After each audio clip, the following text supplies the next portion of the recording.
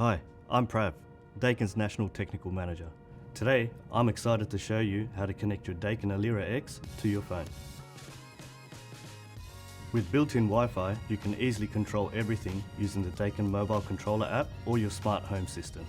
First, download the Daikin Mobile Controller App from the App Store or Google Play. Stand in front of your air conditioner with the remote controller. Press and hold the powerful button for 5 seconds until SP shows up on the screen and 1 starts blinking. Press the powerful button again and select 1. Press cancel to go back to the main screen. If you're using an iPhone, go to your settings and turn off mobile data. Go to your phone's Wi-Fi settings, find and select the Daikin AP and enter the key as the password. Don't worry if it says no internet connection, that's normal. Open the Daikin Mobile Controller App, tap on Configure the wireless connection, choose your home Wi-Fi network from the list.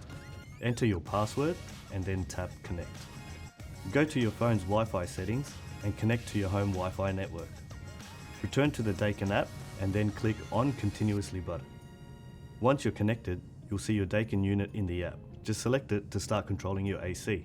For more how-to videos, check out the Daikin Australia YouTube page.